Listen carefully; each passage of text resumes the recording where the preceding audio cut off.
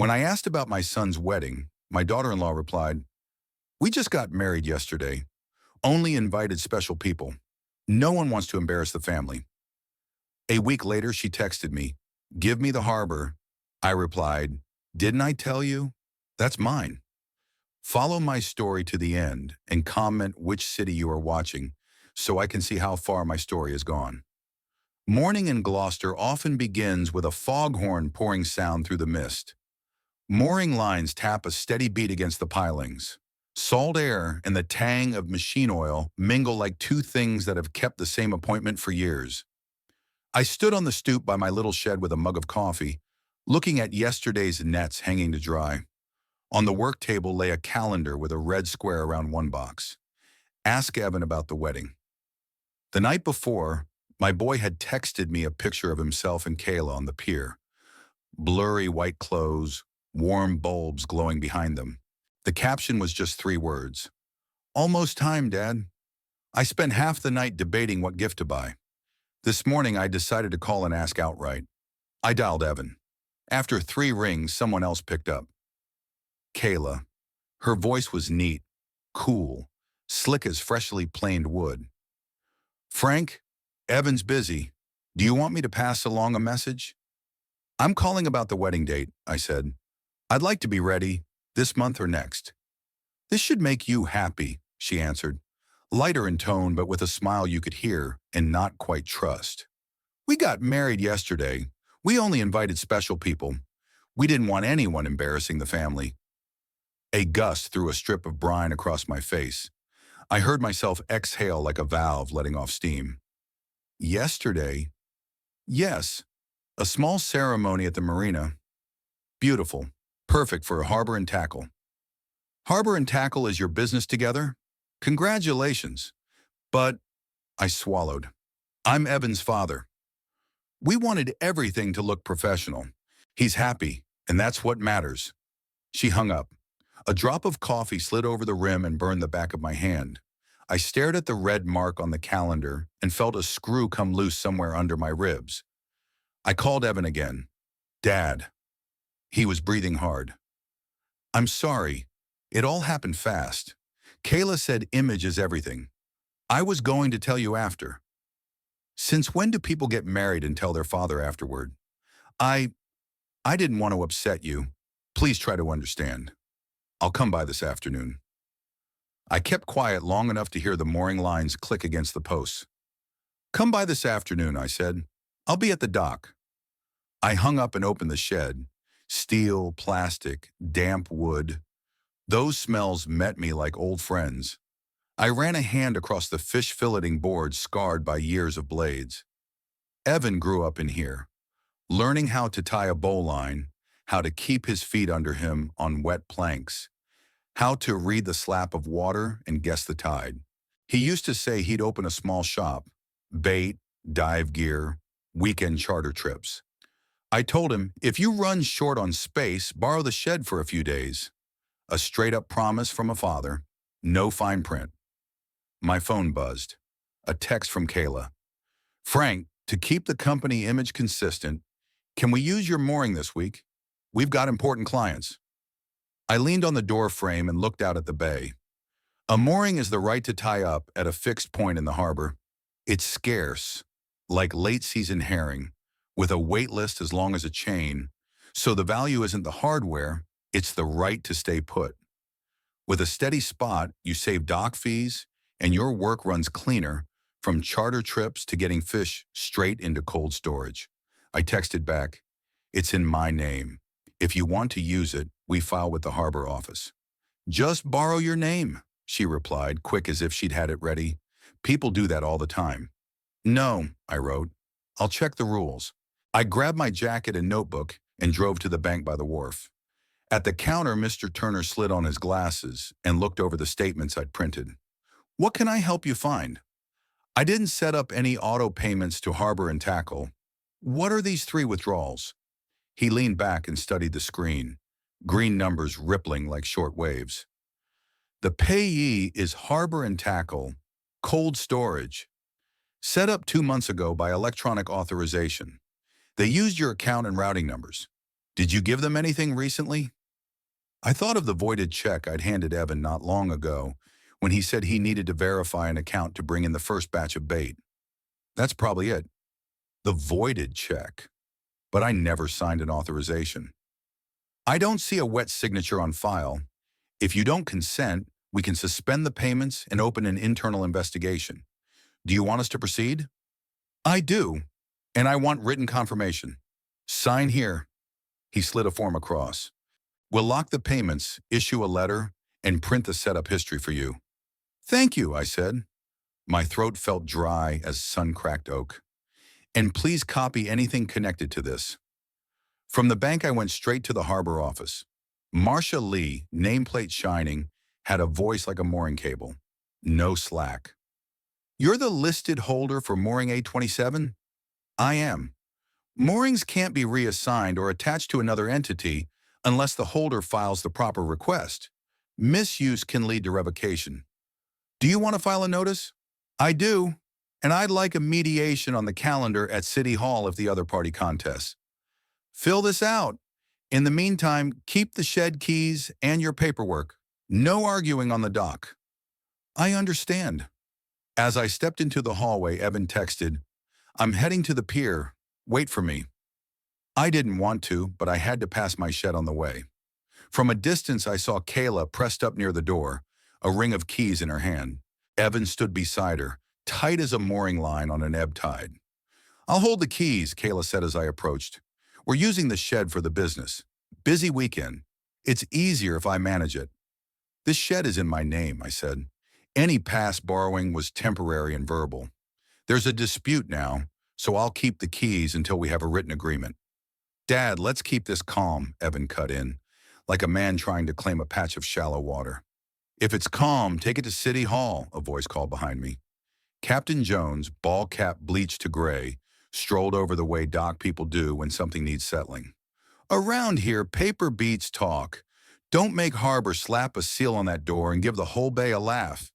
Kayla pressed her lips together and flicked her eyes from the keys to Evan's face. City Hall it is. Don't make a scene there. Evan let out the smallest breath. Dad, meet me at the coffee shop this afternoon. I want to talk alone. Chill. Then he walked off with Kayla, leaving me with my sigh tossed into the wind. The cafe was its usual busy. Evan came early, wearing an old flannel that made him look more like the 14-year-old who used to haul nets with me than a man who'd just thrown a wedding. He cupped the mug in both hands like he needed the heat to keep himself from cracking. I'm ashamed, he said. I worried about saving face with everyone else and ended up losing my father. Why didn't you tell me about the autopay? Kayla said we needed to project a certain image. If we had the right mooring spot and a fully stocked ice room, clients would believe we were the real deal. I planned to pay you back once we landed a summer contract. I thought it would be a couple of months. I was wrong. It's not about months or dollars, I said, holding his gaze so I wouldn't look at the fog sliding over the bay. It's that you turned your father into a wallet and a casual promise into a master key. I'm sorry. His voice didn't quiver. Let me make it right. Tomorrow, City Hall, I said. I'll put 4 terms on the table. First, cancel the autopay and give me the bank's confirmation. Second, return the shed and locker keys and sign a property handover. Third, you only use my mooring if I file the request with Harbor. Fourth, no pressure tactics. Any communication about property goes in writing. If you agree, you sign. If you don't, Harbor can consider revoking the mooring. I agree. Evan leaned forward as if he could edge past invisible water. I'll tell Kayla. The mediation room smelled of fresh varnish and new paper. Marcia sat at the head. To my left was Mr. Turner with a thick file. To my right, Evan and Kayla. I set my keyring on the table. The small clink sounded like a metronome. Let's begin, Marcia said. Item 1, withdrawals from Mr. Frank's personal account. Turner opened his file and slid a letter across. The auto pay to Harbor and Tackle cold storage was created by electronic authorization without a valid signature. We've suspended it and opened an investigation. Here's the confirmation. Kayla eased back, a thread-thin smile on her face. Just a minor mistake. Frank had said he would contribute to the business. I said he could borrow my shed for a few days, I answered. I didn't say I'd bankroll cold storage out of my retirement. Marcia nodded and moved on. Item 2, use of the mooring. Per harbor policy, a mooring cannot be reassigned or attached to business operations without the holder's filing. Violations can lead to loss of the mooring. We need the look, Kayla said. If Frank stays rigid, the brand takes a hit. That brand is yours, I told her. It's not hanging inside my lock. It lives in how you treat people. I'm proposing 4 points. Marcia gestured for me to read them.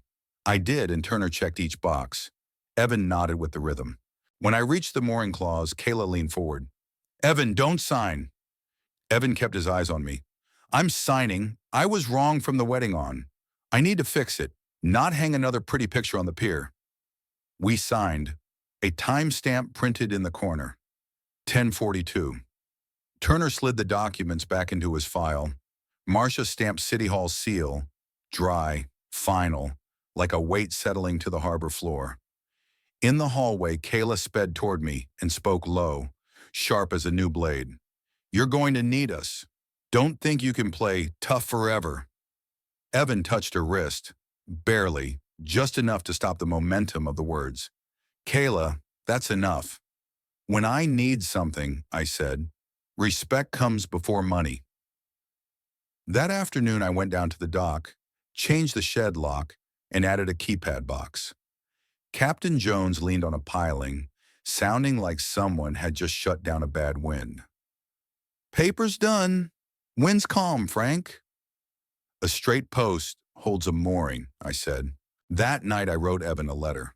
Respect, paper, money, a door to come back through. 4 words at the top of the page like 4 posts driven into mud. I sealed it and handed it to him the next morning at the pier. He gave me the bank confirmation that the autopay was canceled. I gave him a spare key to the shed with a note. Borrow per agreement, return when done. He read it and took a breath like a man setting down a sack of ice. Paper beats talk, he said with a smile that, for the first time, wasn't pinned to any borrowed image. Come by harbor and tackle later, he added. I want to hang our first catch photo behind the counter, so customers see the real image is the people. I nodded. Hang it and add a small sign under it. Keep your word. Keep your paperwork. Keep your people. Those 3 are the right scale, Evan said. It didn't end there. 2 days later, Kayla sent a long, polite message padded with empty words. Partnership, good faith, shared image. At the end, she invited me to a client meet and greet at the same marina where they'd held the ceremony. I put the phone down and looked at the old ball cap Evan had worn at 15, hanging on the shed wall. I called my son. I'm not coming. I won't stand somewhere I was erased from, just to be dragged back as a decoration. I understand, he said. I'll go alone. I'll tell our story the right way this time, that this business started with your shed and a man who knows how to tie a knot. I leaned against the wall and felt warmth rise in my bones like a stove catching. Bring a copy of the agreement from City Hall. People believe stories, but they trust documents. I will, he said, and I thought of something else. I'll file for a temporary mooring placement for peak season. No more borrowing your name. Do it, I said. Take the main channel. The event went smoothly. Evan texted a photo of a small plaque behind the counter. Keep your word. Keep your paperwork. Keep your people. I zoomed in on his handwriting. Awkward, straight. In the frame's edge, I recognized a corner of my shed. The old filleting board scrubbed clean and set square. He hadn't hidden the knife marks. He'd left them. A quiet reminder. A week later, the harbor office called me in to sign an update to my mooring file. Marcia showed me a page with my name in bold and a line beneath it. Any use without the holder's filing is a violation of policy. I signed and stood by the window. The bay was full and smooth. Boats came and went, leaving thin white sentences on the green. You would think that would be that. Kayla didn't think so. She emailed again, with a few clumsy threats stapled to the end. If you keep this up, we may have to question your capacity to manage assets. I smiled. I've heard that line more than once, usually from people who believe noise opens doors. I forwarded the email to Marcia and Mr. Turner with the City Hall agreement attached, then called Evan. Did you see it? I did. I told her to stop. From now on, she goes through me. Not through you, I said. Through paper. Through paper, he repeated. Dad, can I ask you something? Go ahead. If Mom were still here, would this be different? A draft ran up my sleeve. Cold, clear. Maybe she would have made it gentler. The lines would be the same. You don't draw boundaries to win. You draw them so you don't get lost. I'm learning, he said. Slowly, but I'm learning.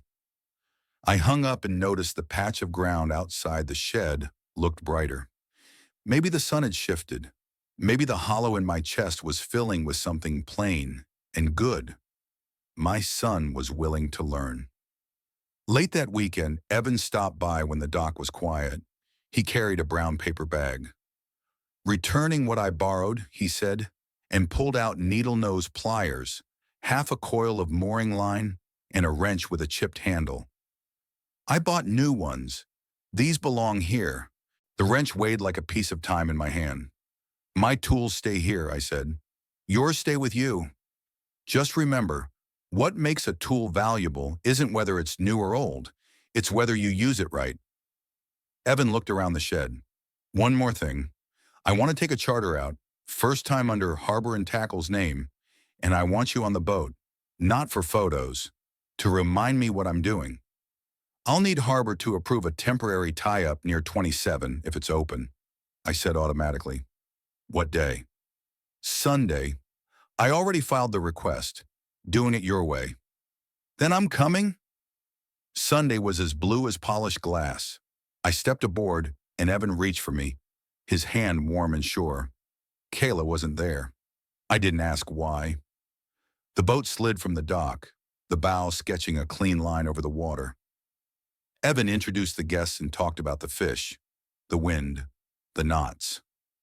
Mid-bay, he cut the engine and let us glide, then turned to me. Want to say something to our guests? Just one thing, I said, looking into eager faces. Out there, everyone talks about image. Here, what holds a boat is an image. It's a straight post, a true knot, and a person who knows when to be ashamed. They laughed. A few nodded. Evan stood with his arms crossed, familiar and somehow new. He told them about the harbor rules, how to request a temporary spot, and why you don't use someone else's name as a ticket. I stood behind him and listened to my boy use words that used to irritate him. Application, agreement, confirmation, as light as the breeze. Those words had become oars, each stroke steadying the boat. Back at the dock, he stowed gear, locked the shed, checked the keypad. He showed me a message from Harbor. Temporary mooring approved, B-14 for 3 days. He grinned, a grin that didn't lean on anyone else. I get it. The main channel is slower, but it gets you to the right berth. That night I sat alone in the kitchen. I didn't throw away the wedding card he'd sent days earlier. I pressed it flat and tucked it into the manila folder with the City Hall agreement in the bank letter. I'm not keeping it to remember the day I was crossed out. I'm keeping it to teach myself how to steer the next stretch of water. I opened the window. The sea pushed into the room, and the mooring lines tapped the pilings like a clock that doesn't need hands. If you asked whether it hurts that I wasn't at my son's wedding, I'd say yes. But I was present when it mattered more, when I had to pull him off a drifting line and lock the very latch I'd left loose. Around here, boats don't stay safe because the water's kind. They stay safe because the posts are straight and the knots are true. And that image everyone praises is just a thin flag flapping in the wind unless it's tied to respect and responsibility. Next morning, I brewed coffee and stepped onto the stoop. Evan texted, buying a sign for the counter. I'm carving the 3 words you said. Sending for approval. The picture showed a small oak board, letters burned dark. Keep your word. Keep your paperwork. Keep your people. I called him. It looks good, I said. Add 1 more line at the bottom. What should it say? A door opens for those who knock the right way. Evan laughed, and the sound traveled over the water like a mooring ring tapping a post. I'll carve it now. I set the phone down and took a long sip. I know Kayla may show up again, one way or another. I know there is always another season coming. Life isn't as flat as the bay looked this morning, but I also know I've driven the posts that needed driving, and my son is learning how to tie his knots. That's enough to send a boat out without losing it. And when a child walks back to the dock under his own power, looks his father in the eye, says, "I was wrong," and then does the right thing, that feels like a real wedding day, a marriage to one's own character, witnessed by the sea, the wind, and the person who has been waiting on the dock all along. If you like this story, please like this video. Subscribe to the channel and share your thoughts on this story in the comments. Each of your likes, shares, and subscriptions is a great motivation for me to continue writing the next stories. Thank you for listening. Goodbye, and see you again.